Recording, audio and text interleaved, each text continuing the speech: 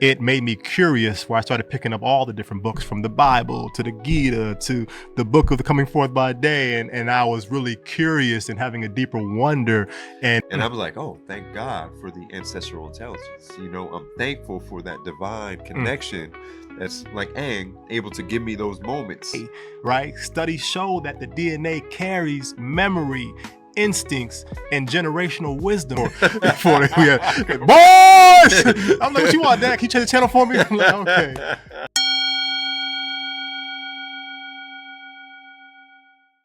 Wholeness and love, family, and welcome back to another episode of Conscious Educators, the Heart-Centered Classroom.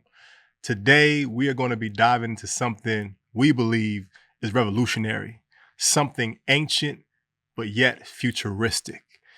In a world where we're obsessed with this new creation, artificial intelligence, we want to remind you of the original AI. Talking about Allen Iverson, Brother Mike? We're talking about practice. Nah, but this is real, and it's something that we have to all tap into, and that is our ancestral intelligence. This is the intelligence that is encoded within the fabric of our DNA, the wisdom that has shaped generations before you, and the guidance that is waiting for all of us to access to awaken to a greater potential. Yeah. And I'm excited for this conversation because we are living in a time where technology is advancing at a quantum rate, right? Unimaginable to the eyes and especially previous generations. But AI can do so many things nowadays. It can write your emails. It can write your papers in school. It can drive your car. It can predict your next purchase, which has probably been around for a little bit longer than what we've known. But, it cannot tell you who you are. Right. And that's the ancestral intelligence that we're talking about today. It can help you navigate a lot of situations. It can make life a lot easier. It's like the remote control when that first came out. It made things a lot easier. But we also have to understand that we have a technology that you're speaking to inside of us. And, we can tap into that intuition, that golden elixir, right? the parts of ourselves that AI cannot replicate. And that's what today's conversation is all about, right? How do you awaken to the true intelligence that has always been inside of us? At least 7 generations. Yeah. Right? And all you have to do is tap into yourself. It's like, even as you're speaking, 2 things that came up in my head before we go to our gratitude. When you said the remote control, I was like, yeah, I was my parents' remote control before we had, boys! I'm like, what you want, Dad? Can you change the channel for me? I'm like, okay. But even as you start sharing, I was like, I know you remember that Avatar episode, The Last Airbender, when it goes into the Avatar state, and it just shows the thousands of people that have come before him, and then it had a little glimpse of who was going to be coming after him. And that is what we mean from a more anime type of space to help you realize this concept. But before we begin, it's important, right? Because a crucial step in helping us awaken that ancestral intelligence is gratitude, is appreciation, our elevated states of emotion. And we want to begin by giving gratitude to everyone that's listening. Appreciate the feedback, appreciate the love. We care about you all. We appreciate you all. And we love you all. And if this is your first time hearing those words today, this week, this month, this year, allow those words to be on repeat inside your mind, inside your heart, so you are overflowing with those words. Yeah. So right, let's check in.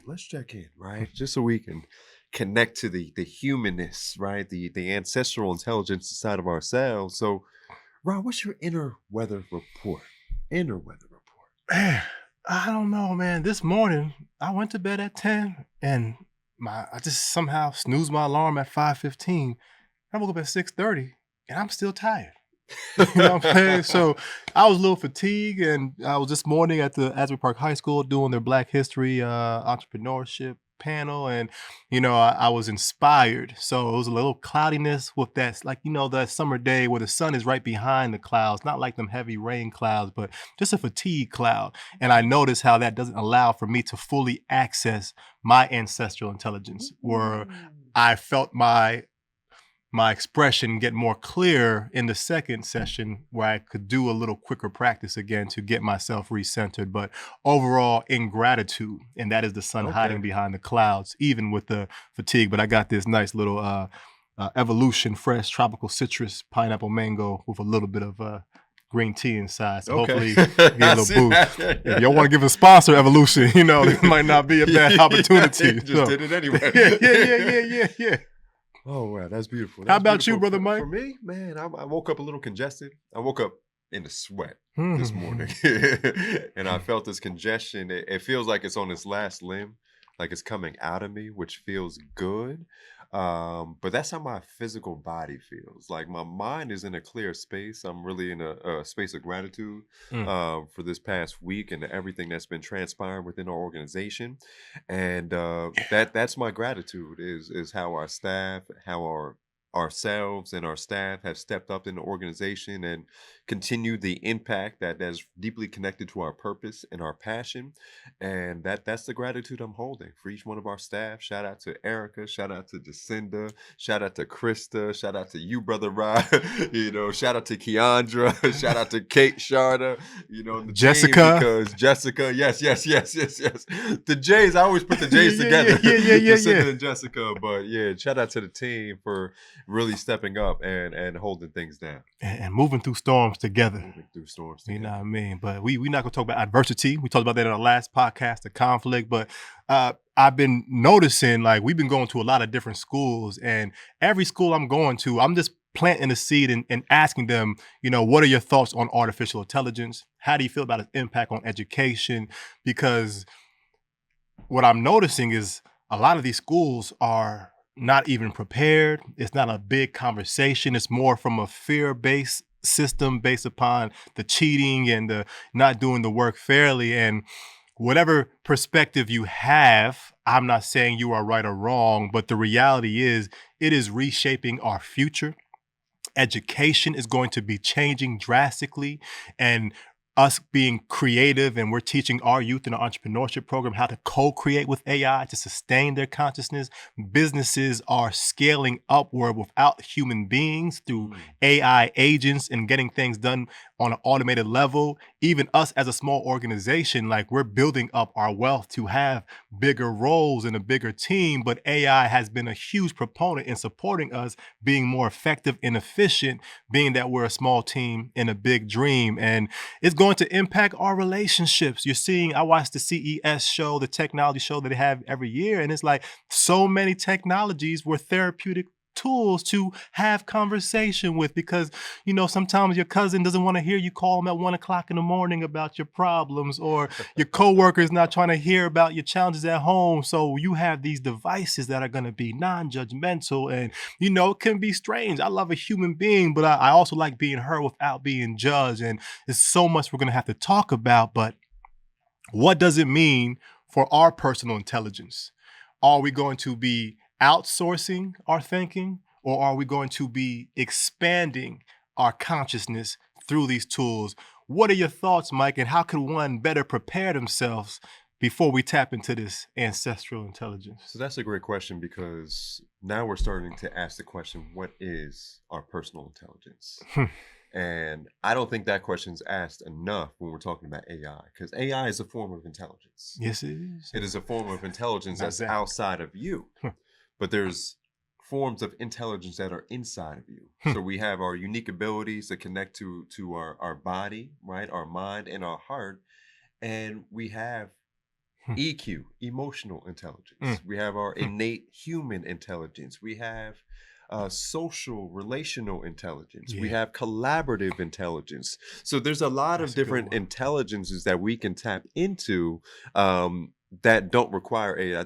AI can enhance it. Yes. Right? AI can be a thought partner in it, a partner, right? So you're thinking with this thought partner.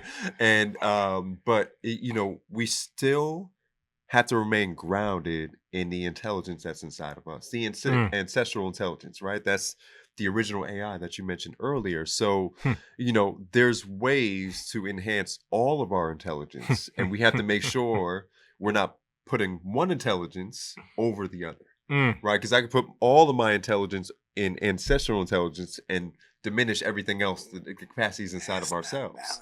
So it's finding that balance, it's finding that innate capability to connect to yourself and then using AI as a tool. That's all it is a tool. Yeah, and something I think that's wonderful said, because you really broke it down into systems of the intelligence that we can access. And even in those systems that you shared, I can see how much they have been getting diminished over the generations from technology and social media. You see the media where it talks about the news. Facebook knew since 2013 the effects of what it did to your mental and emotional intelligence Yep. as human beings. And now from the pandemic, and we're seeing the social intelligence diminish. And my mom tells me all the time, she's in nursing field dialysis, and these kids who come from these degrees and they're 4 years in college, and they put them as managers and directors because they have the education, but they don't have that collaborative intelligence. So this diminishment of intelligence has been happening. And now with the advent of AI, if I'm not aware of it,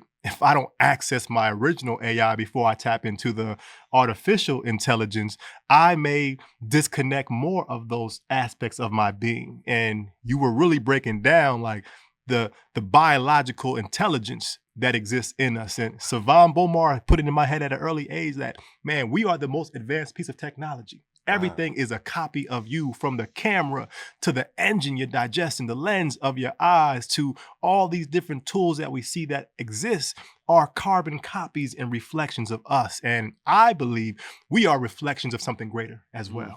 And this is the important for us to realize that we are spiritual beings having a human experience, not human beings having a spiritual experience. So my question then is, how do we tap into that spiritual computer to have the ability to download the wisdom that transcends time, that is timeless? And that is what we are going to be transitioning to, what we call, Brother Mychal, ancestral intelligence. So can you tell me what some things that could really make this connect to the audience? What is ancestral intelligence? How do we access this wisdom? Is there a computer in my body? Where is the programs? Where is the data? Where's all that stored at? So what you got for me? Yeah, I mean, ancestral intelligence is deeply ingrained inside of us. I'm not here without the ancestors. I don't exist without the ancestors, those who came before me and walked this path before me that allowed me to be here. A very wise person once told me that if you look at me, if you look at both of my parents, I'm a replica of both of them, right? They came together and created this human being, right? And two others created them, and so on, right? And Resma Medican talks about it in My Grandmother's Hands, and so much research talks about we have at least 7 generations of our ancestors inside of us, right? We call it generational wisdom. Generational resilience. I think we talk about generational trauma too much without talking about the resilience and the wisdom that comes with it. Because we're still here. Yeah. There's something in their biology, something in their imprint that allowed me to be here. Even right now in my body, I mentioned earlier that I'm congested. My body has an intelligence that's fighting off that illness, right? So there's an intelligence that's happening right now. It's innate, it's biological, it's ingrained in my DNA, it's ingrained in the memory and in every cell and organism in my body. It's innate, right? So the ancestral intelligence is understanding that all the wisdom of the past and the wisdom of the future, if you look at it that way, is inside of you. Right. And you can tap into that with your intuitive connection, your spiritual connection, just like the avatar you mentioned earlier. Let me ask the ancestors, let me ask the avatars before me how to overcome the situation, because 9 times out of 10 it's been there before. Right. So I have the tools necessary to overcome any challenge. So let me ask you this, based on your perspective, and you've been doing a lot of deep research into this, what is ancestral intelligence for you? I really love the blend between spirit and science that you kind of shared, and probably might reiterate some of those concepts, but you talked about the biological intelligence, right? And the wisdom that is encoded, like those 7 generations is encoded in our DNA, right? Studies show that the DNA carries memory, instincts, and generational wisdom. I think about when we took that trauma training, they shared that story with the lab rats and the cherry blossom spray, you know, and when they would come into the room, they would spray the cherry blossom smell, but then afterwards they would shock them all. And over time, you know, through the conditioning, they would just spray the cherry blossom and they would have an automatic response of curling up into that fight, flight, or freeze. Those rats had offspring, and those rats were separated from their parents. And when they would spray the cherry blossoms, their offspring who never met their parents would shrivel up in the same way. And, this is what helped lead some of the research around epigenetics that was really, Bruce Perry was speaking about this in the early 90s when he was going through his work. But it just shows you that they passed on what they believe was a survival mechanism. They experienced that trauma. They knew it was about to come when they were getting shocked. So they wanted their children to be on edge. So that way, when this same threat would come in the next generation, they could be prepared. And that made me just realize, like, wow. So I used to have these fears of heights at a very young age, and I never could quite understand it. But when I started learning about epigenetics, hearing what Dr. Joe Dispenza shared talks about it, it made me realize maybe this is something deeper inside of me. Something that, like, I remember I wanted my first jet ski, and me and my wife were out in the middle of the ocean where you can't see the shore, you can't see where the ocean ends at. And I felt this fear overcoming inside of me, this scarcity. And I'm like, where does this come from? I've never even experienced. I have no past condition trauma around this event. So it makes me start to wonder what data that I carry. And in curiosity, that wisdom is maybe trying to protect me from a previous life experience that an ancestor may have had that was passed down. But also, man, this research around the data of what water holds, right? And researchers have found that water stores a vast amount of digital information in just a droplet. And they were able to put almost every single Hollywood movie, like a petaflop of data, into a drop of water. Mm-hmm. We are 70% water. The oceans, the rivers, like how much information is carried inside those areas, even including ourselves. And this may be starting to get beyond objective and more subjective, but essentially this comes down to really the tools that give us access to interact with these spaces. The self-awareness, being able to pause and observe without judgment, to notice the various layers. We mentioned the body, the breath, the heart, the mind. And once you read these sacred texts beyond the mind, it gives you access to a field of knowing that is beyond the me. With yoga, they call the we, the yoke that connects us. And the self-regulation, the ability to not be in stress, because that stress is clouding my ability to see clearly on the outside, but definitely to see clearly on the inside. And that heart awareness really gives you the ability, that elevated emotion, that's the fuel that raises your soul to meet that space where Aang was seeing in Avatar, because he had to do work. At that moment, that scene didn't just appear in season 1. That was a succession of seasons of him going through a transformation, inner and outer. So when he accessed a space of stillness, he received wisdom that supported his purpose and mission on this journey. And that could be real. So let me ask you this, though, because this is very important. What you're mentioning is lifting up a lot of different things. And one thing that lifts up, a couple weeks ago, we talked about artificial intelligence with our youth. Yes. And one thing that we mentioned there is that artificial intelligence gets better with each iteration. Oh, yeah. So it's getting better in time. Each generation of artificial intelligence is getting better. But I want to ask you this. Is it possible for ancestral intelligence to become better each generation? And could maybe you link that back to your story when you were in the water on the jet ski and you couldn't see, their fear came above you. So can you link it back to that story as well?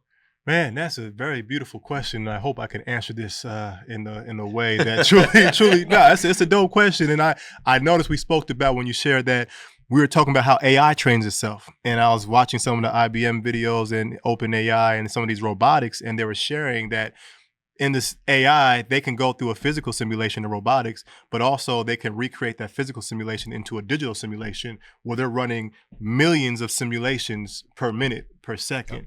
And that's allowing them to perfect the experience of the training that they're looking to do. And I brought us back to Doctor Strange in Avengers Endgame, where he was meditating and Spider-Man's like, yo, what are you doing? We in the middle of a war right now. And he's like, I went through 14 million computations and I found the 1 and 2 ways that would work.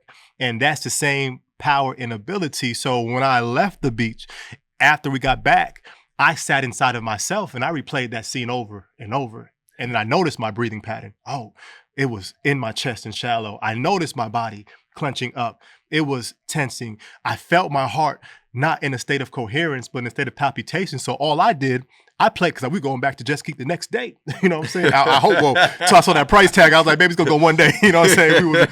And then I realized like, oh, I can play this back in my mind over and over again. I could breathe. I'm going into the simulation. Oh, I can, okay, control my body being more softer and less tense.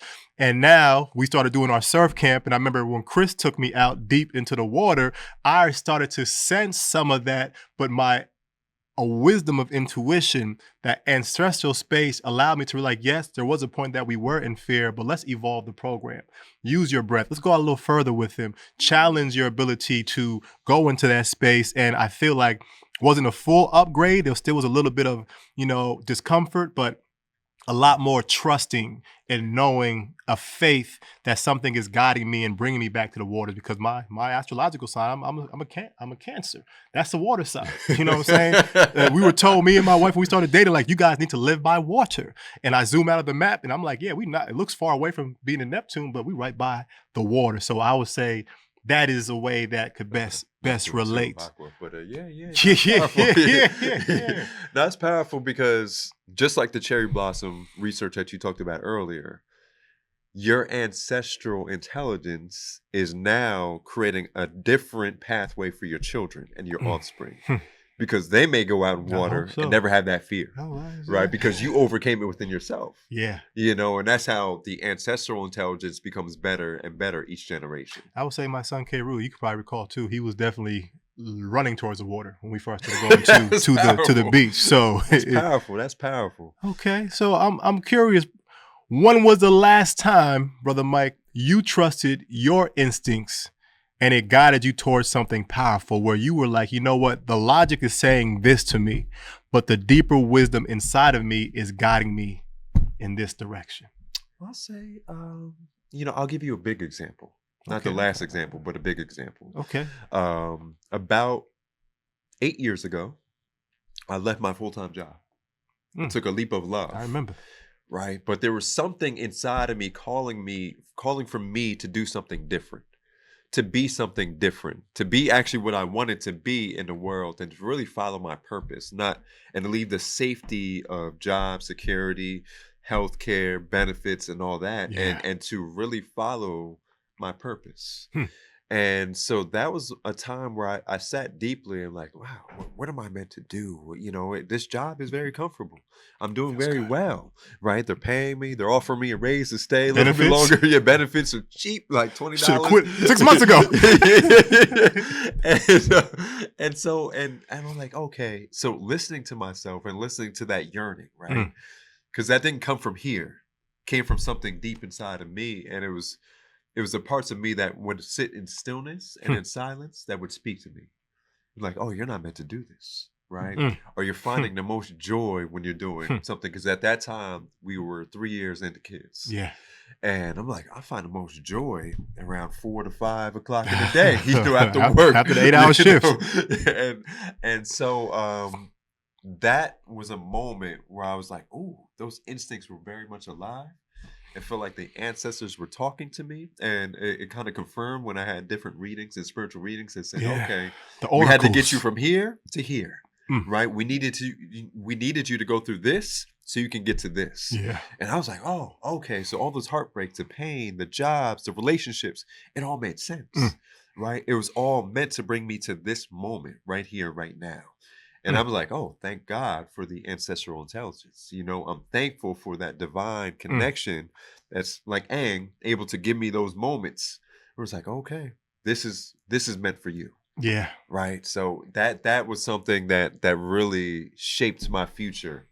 You said something powerful that I know we don't speak a lot about due to us just trying to make the world comfortable. But I was reading Ra Unifer's book, The Meta Nature, and he has a chapter that speaks about culturally, every group in existence had some kind of oracle system. had some tools of divination, because we hear a lot that kids just don't know who they are or what their purpose is. And like when Neo was going to visit, what was her name again? That's my girl too. The one that is the Oracle in the movie that said that she wasn't the Oracle. one. Yeah, the Oracle. Yeah. And you see this in different cultures, from the Mayans to the indigenous Native Americans, from the Taoists and the I Ching. So the systems of tarot, and we look at these things as so subjective and woo-woo, but these things are actually mathematical, precise calculated. He went into like a objective breakdown of why these systems are so beneficial, and you shared how that was a pivotal space to really give the clarity that was already inside of you. And there's always someone in that culture that has the gift to divinate, or the gift to commune between the subjective and objective. And I'm saying that now because it played a pivotal role in my journey as well, and something that helps us bridge a deeper connection for those who are more curious and have that wonder to learn.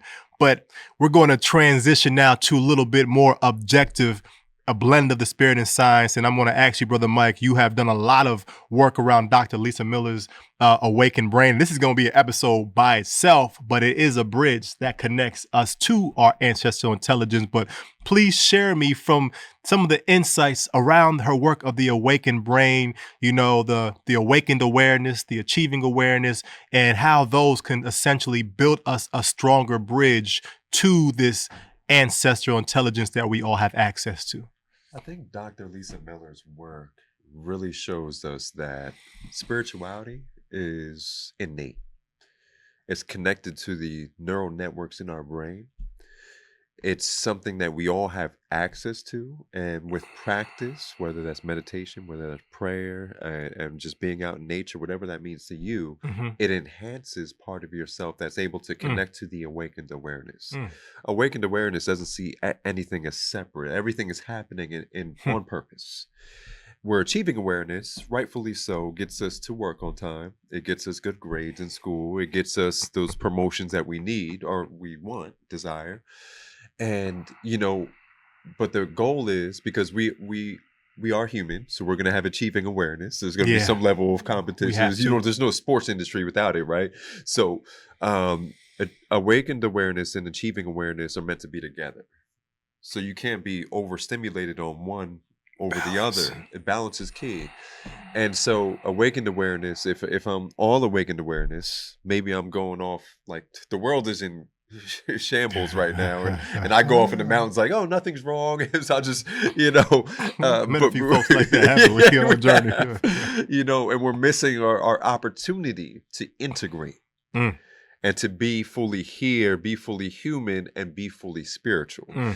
And, you know, with achieving awareness allows us to create an organization that actually does good in the world. It's an organization that's healing and bringing people into a space where they're able to discover parts of themselves that they wouldn't have otherwise discovered. So with that being said, you know, Dr. Lisa Miller's work makes spirituality more accessible to the average person. And she shows it through research and through MRIs and the brain scans that she's done, that it's innate inside all of us. And actually those times that are most challenging in our lives, the most dramatic times in our lives are actually connected to spirituality, right? It's actually a hunger or an awareness that brings us closer to who we are, and the innate ability to connect to something greater than ourselves that's actually a part of ourselves. So I love her work because it makes it more accessible. And it shows, you know, real concrete research of how spirituality lives inside the physiology of ourselves. That's powerful.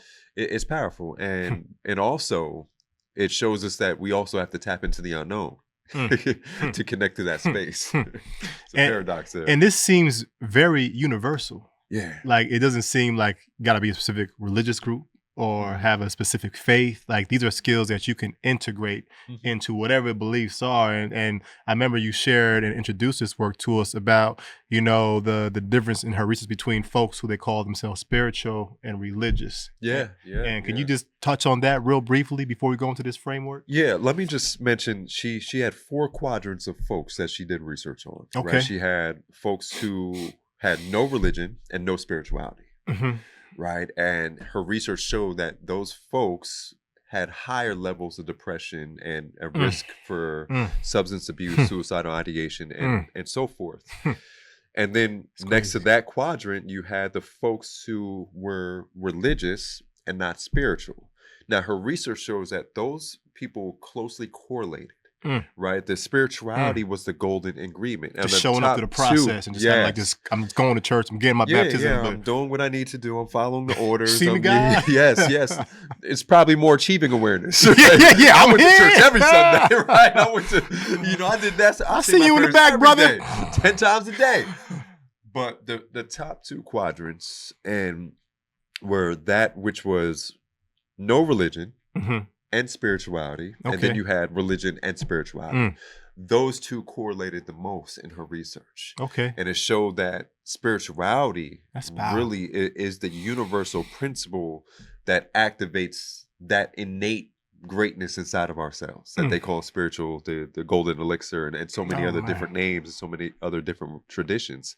But that's great to mention because it's not about just going through the motions, doing the right thing. It's about connecting to it. It's about embodying it. It's about living it and breathing it each and every day. Now, this is powerful. And I think this is something that I have seen even in myself where I was part of going to CCD and I always would question, but I would just kind of go through the motions because no one ever gave me like a really open, honest dialogue and conversation. So it kind of diminished my excitement to be present. It just became more rudimentary doing it because my mom wanted me there. But as I graduated college, my ego shattered from no longer playing sports.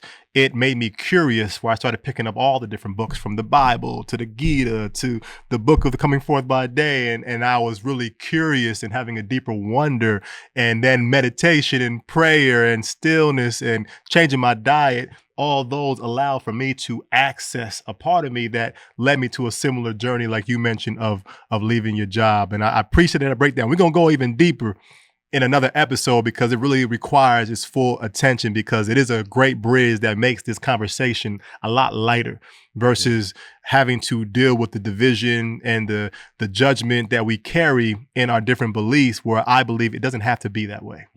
So to make this all practical, because we could talk about this, man, for forever, right? We want to give you a simple framework that might help you activate and assist you on your journey of awakening your ancestral intelligence. And we call this the real AI. And big shout out to AI, because I took in the principles that I wanted to. I was spending about 15 minutes making up my own little acronyms, and I had some, but it wasn't kind of vibing right. But with the co-creation of AI, it helped me create an acronym that breaks down tools that are necessary. And the acronym is called REAL AI. R is for rooted awareness, just like Mike mentioned in the beginning, noticing your thoughts, emotions, and your body, developing practices that allow for you to pause, create space, and then withdrawing your awareness inward to listen to the wisdom. There's ancestors in your physical body. There's ancestors that live within your breath. There are ancestors that live within the magnetic field of your heart. And there's an ancestors that live in the ethereal plane of the emptiness of your consciousness. But if I'm only spending time in my mind all day, if I'm just spending time focusing on my body all day, I'm missing out from my aunties and cousins, the insights that they can share with me that could support me. I'll do the next one, pass it to Brother Mike afterward. Emotional mastery, right? Man, I'm excited because we have a connection going to take place with talking about food justice in the schools. But like, it's so essential to realize, like, it's more than just the breathing, it's more than just the yoga. It's the diet and nutrition. It's the company that we keep that really helps us learn to shift from stress-based reactions to more heart-centered responses, and being able to recognize what are the things that I can do to support my emotional regulation. Breath is always the best, but it is a system that allows for us to have the clarity, to have the peace of mind, so that way we can move into the higher parts of our brain that allow us to build that connection to something greater. And that is the E. And I'm gonna pass it to Brother Mike for these. A is the aligned heart, right? And we talk a lot about Heart Math Institute and the power of our heart, and when one is able to connect to heart coherence, and when all things are working together and cultivate love, gratitude, joy, inner peace through meditation and clarity, and really not just thinking these things, but becoming these things, right? Because I've been practicing a lot of love in my heart, and it doesn't fully activate when it's up here, but it fully activates when it's in my heart, and it spreads through every cell in my body, right? So that's the A, aligning our hearts.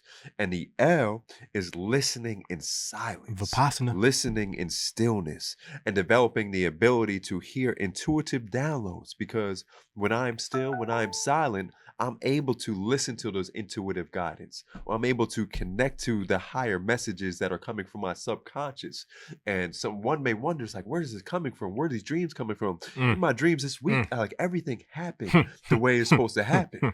I dreamed it before it happened, right? Man. So, and it's powerful. So that's when you listen in stillness, when you listen in silence. And that listening is very important, because you have to really just listen less on the outside and listen more on the inside. You know, it's crazy. Before I go into the AI, I had a dream. You remember KJ from Barack Obama? Yeah. I had a dream that I bumped into her and another young man in the street, and I was just talking to her about having to gotta make sure you got you a star, blah, blah, blah. And then the first person I see when I'm waiting to go into the high school is KJ. And I was just like, you can't make this up. You know, and it could just be my unawakened brain would just be like, hey, this is just random coincidence. Carl Jung's synchronicity's brain is just like, what is life trying to show me? You know, why was she just randomly in my dream, a student we had when they were in 5th grade, and now I'm walking in the morning to have this. And I just gave her some love. I just empowered her and just let her know that, hey, but those are moments that the listening, because if I couldn't listen, I couldn't see the dream. I couldn't see the deeper, and I still don't know what the answer is. But the last part, AI, not Allen Iverson, but this is the ancestral intelligence, the activation of that deeper wisdom. And what Mike mentioned, and we break this down in our training for conscious educators, we go through the 5 koshas. And the 4th kosha is the intuitive plane, is the wisdom plane. A lot of us don't get still enough to listen to that deeper wisdom. And when you receive that deeper wisdom through the heart being open, through the regulation, now you have to continue to cultivate that vision. You bring that vision intentionally into your multidimensional space, in your, you know, like in Matrix when they go into the mainframe to do the training, and you have to see that vision in its highest outcome. You need to fuel that vision with elevated states of emotion. And Dr. Joe Dispenza's work, Becoming Supernatural, shows you scientifically the research of how he's proving that you are co-creating with this quantum field. The quantum field has multiple names, but essentially it's the space where nothing becomes something. And your imagination and your emotions play a pivotal role in the co-creation. A lot of us, we are using this ability unconsciously, egotistically, drawn from insight from the world outside of us.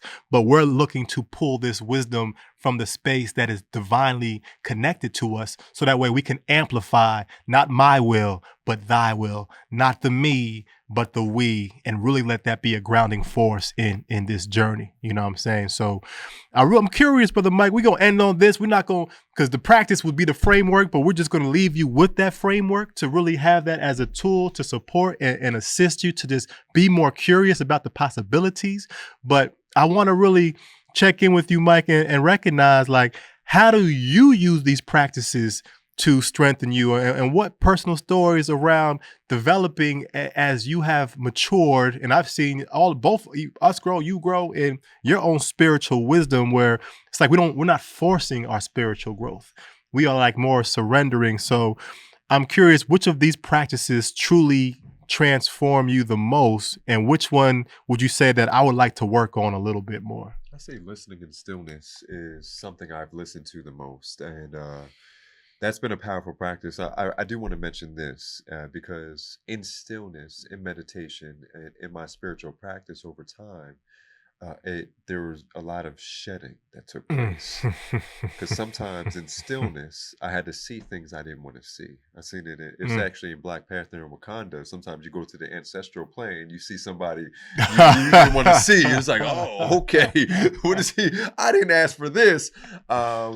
But nowadays, I'm seeing a different version of me. I'm seeing the things I want to see, and I'm also the integration of that which I see into this reality. Mm. Mm. That's one, and number two is probably emotional. The emotional side, is continuing to regulate in real time and continuing to like not just to think it, but to truly be it. Yeah. Right. So right now I'm at a journey right now where I'm not just trying to pray, but I'm trying to become a living prayer. Yeah. I'm trying to walk in prayer. I'm trying to breathe in prayer. And every interaction I have is connected to prayer. And so that's the stronger embodiment that I'm seeking right now in my journey. Hey, now that's powerful. That's powerful. That's powerful. How about yourself, buddy? Yeah, as you were sharing, like just popped into my head, my strongest capability is the foundation. It's the rooted awareness. Like it's to a point where I automatically filter my awareness through my body, through my breath, through my heart to just really gauge, am I coming from a space of wisdom? Am I coming from a space of frustration? Or am I coming from a space of my ego? And not good or bad, but I was telling the kids the other day at Marlboro High School that like it used to be like a 5, 10, 15-minute process.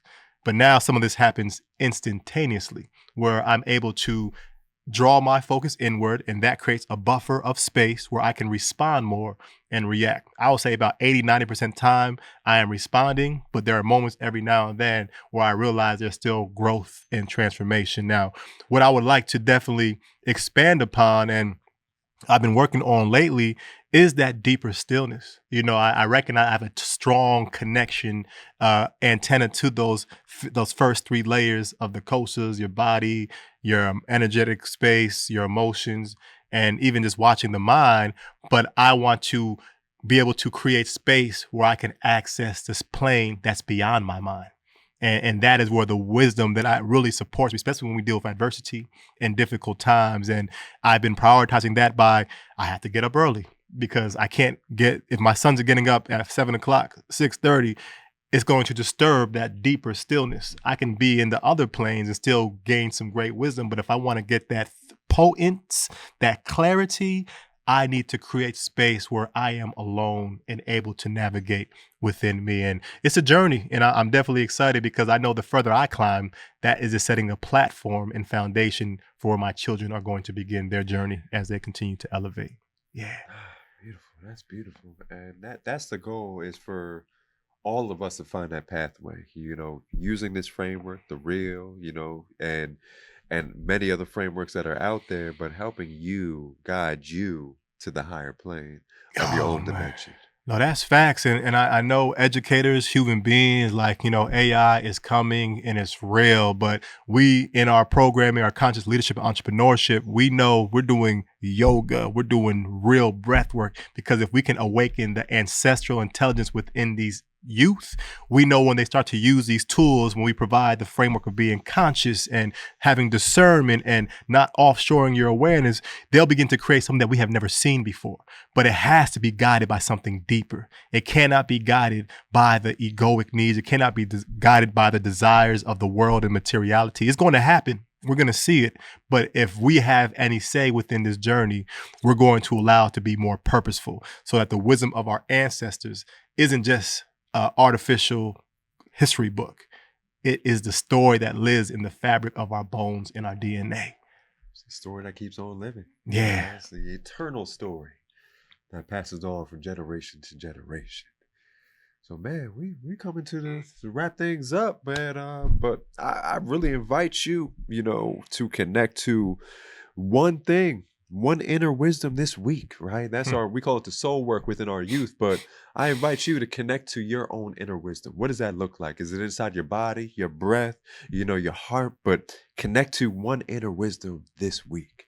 Yeah, and how can you cultivate more stillness to listen to the messages that are waiting for you? How do I develop more faith and less fear? How do I have the hope that is awaiting for me to be activated through that space of stillness and realize that we are all divine, we are all powerful, and there is so much intelligence waiting for each of us to awaken, right? So, family, this conversation is coming to a close. We want to shout out everyone that's been supporting the organization through your listens, through your likes, through your subscribe. But definitely, if you have the means to support us continuing this mission and supporting the youth in our community wellness center, please do not hesitate to donate. Please do not hesitate to come to one of our community events to really feel the energy that we offer so that you can continue to support a mission that is truly focused on the true awakening of the potential that exists inside each and every one of us. Man, so one more time, from our hearts to your hearts, I invite you to feel these words. We appreciate you all, We care about you all. and we love you all. Hey, man, stay blessed, family.